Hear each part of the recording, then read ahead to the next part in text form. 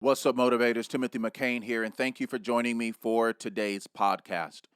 I have a simple podcast for you today, and something I want you to think about. And it's actually a place, from one aspect, just to say thank you. We're in a season right now where surgery is happening, and I understand surgery isn't beautiful, surgery isn't easy, surgery isn't a walk in the park. It's not roses and daisies and buttercups. Family, it's a place of pain. It's a place of hardship. It's a place of conflict. It's a place of deep conversations. It's a place where the cut needs to happen so the body can be healed.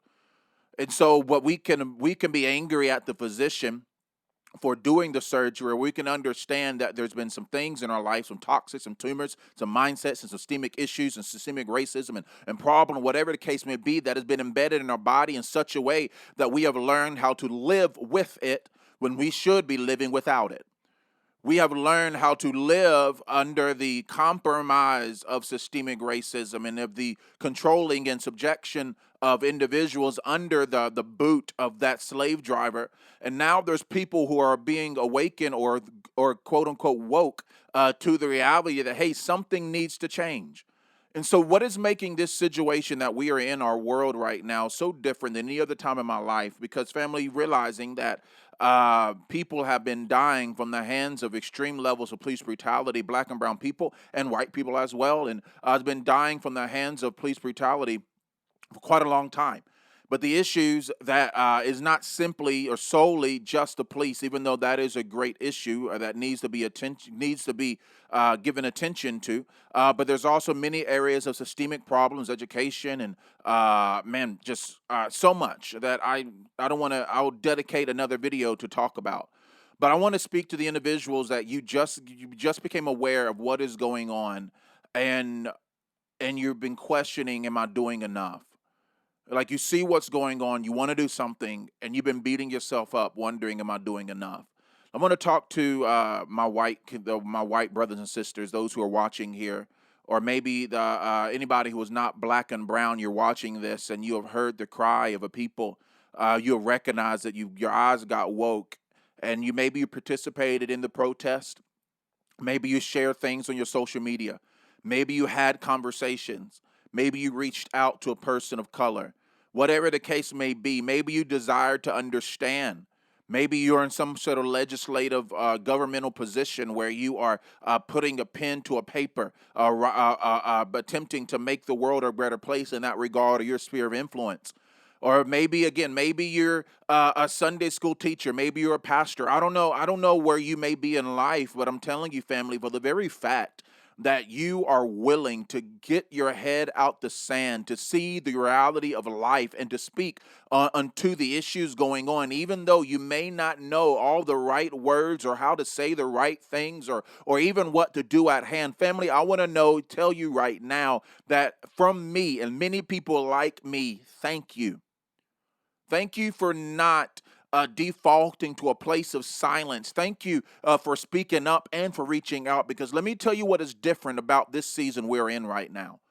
You got to understand, family, that the George Floyd and Breonna Taylor and Ahmaud and many other people like him, there is a laundry list of people that has died from the hands of extreme levels of police brutality, extreme level of black and brown people that was taken advantage of, and extreme level that if you will go or take a moment to follow social media and the news, and I'll challenge you to follow even news outlets in the black and brown community, so you can get it really understand when it actually happens or it's aired on like Fox or any things of that nature. So, but there's been sadly many stories that has happened, and that black and brown people has protested for so long, and but yet for the levels of things has moved right now, we have not seen. I believe it's been an accumulation and of a bunch of things. I believe breakthrough happens when we consistently hit the nail.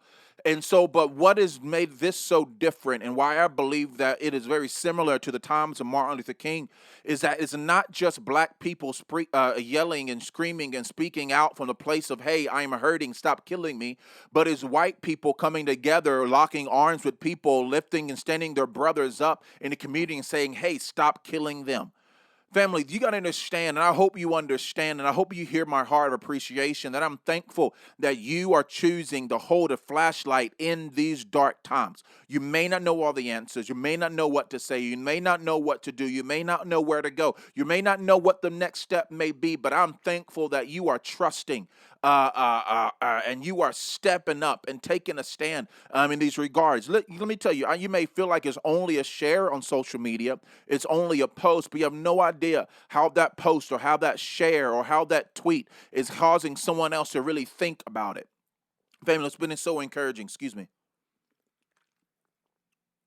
What's been so encouraging is that I've been getting social media posts and emails and messages from people, from white people, and from all across the board saying, hey, you listen, I was this way at first, and I didn't think it was a big idea, but I kept reading all this information. I kept watching your videos or your podcasts, man, and I'm telling you, I'm sorry. My life has changed forever. I had no idea all this stuff was going on.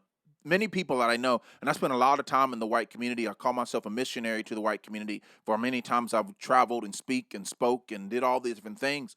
There's many people in the white community that very much has been ignorant or have not seen, or some refuse to see, or some who sees and just don't care, or some who's believing it's just a weaponized agenda for whatever. You know what I mean? But there's many of them, many of them that never knew this was going on and literally thought that it was fixed after Martin Luther King Jr. That the flag was stamped at the moment. And again, remember that there are many schools and many schools. Most of our schools are not properly teaching history and everything that's going on. And in some families, I got a message even yesterday or a couple days ago that was believing that the mistake that we're doing right now as black and brown people and the Black Lives Matter and things of nature is bringing up areas of the past. Because we keep bringing it up, we can't get past it. However, the fact of the matter is we can't get past it until we bring it up. There's an anchor that's been dropped down for many people, and we think we're making progress, but we're just circling around like a boat in the ocean, dropping the anchor to the place of conflict and crisis that was never healed but just covered up and caused to move over. We will then thus thinking we're making progress because there's maybe seemingly for momentum, but it's just a boat going in circles, circling around that place of offense and hurt and pain that was not healed, just concealed. But we're in a moment right now where many people are taking up their flashlight, shining lights, and saying, hey, this needs to change. Family, I see all the pictures of Dr. Martin Luther King, and I'm using him for example because many people know him, but there's a whole laundry list of individuals who fought in civil rights, black and white, regardless of the color of their skin, who said, hey, we need to make this world a better place. But I close my eyes and I can just see people from all different colors coming alongside and putting their arms against each other. Putting their arms interlocked with each other and saying, hey, let's do this together. Let's march together. Let's fight together. So I want to encourage you. You may be thinking like, oh, all I am doing right now is just talking. All I'm doing right now is protesting. All I'm doing right now is speaking up. All I'm doing right now is talking to my friends. All I'm doing right now is confronting my own biases. All I'm doing right now is evaluating myself. All I'm doing right now is sharing a tweet. All I'm doing right now is speaking it to my church. All I'm doing right now is praying for people. All I'm doing right now is interceding. But let me tell you, do not undermine whatever you think all you are doing is, because it was a whole lot more than what you may have been doing before. And shining a flashlight in during this dark times, allowing people to be aware of the issues of deep levels of systemic racism and the danger of nationalism, Christianity, and the danger of how that has truly been a place where racism has sat comfortably. But I believe what God is doing is uprooting the things that is done in sin on behalf of His name. God is bringing surgery into this world, but I believe that God is raising up end-time nurses for such a time as this I'm telling you, family, there's amazing things going on in the world, but I want you to know that you're part of the healing. But we can't heal what we conceal. We can't heal what we cover up. We can't heal what we don't act like is a big deal, but we can bring healing if we confront it. And that's what's going on. And like I said, I'm not by no means undermining the extensive dynamics that is needed to bring change. But I am telling you, family, we are a night and day difference this month than we were last year.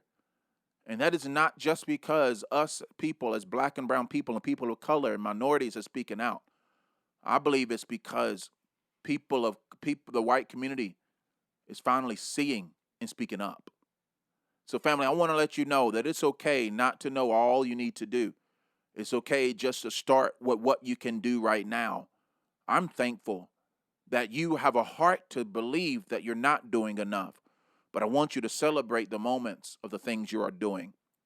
I'm telling you, the phone calls, the text messages, the reaching out, say, hey, help me learn. I'm thankful for all these messages. And I'm thankful that you dared to take a journey in your own life to say, hey, am I privileged? You decided to find out what the definition truly was, so you can get past an offense of something that was never spoken. So you can see, man, I was born into an opportunity. What am I going to do?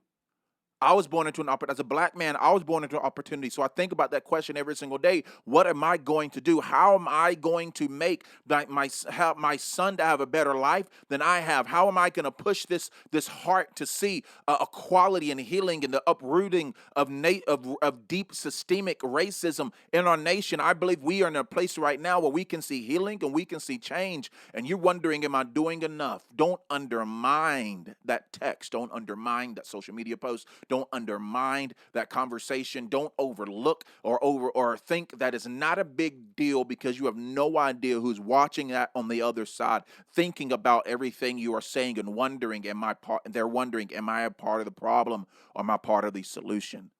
Family, we are making grounds, fam. But let me tell you, it starts with one person. We're waiting for change to be legislated from the White House. But the change needs to happen. But the change truly needs to happen in addition to the White House.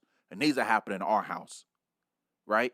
The change, the transformation, the heart changes. That's what I'm talking about. It needs to happen in our own homes, for those around our own dinner tables, to have these conversations and to say, hey, what do you think?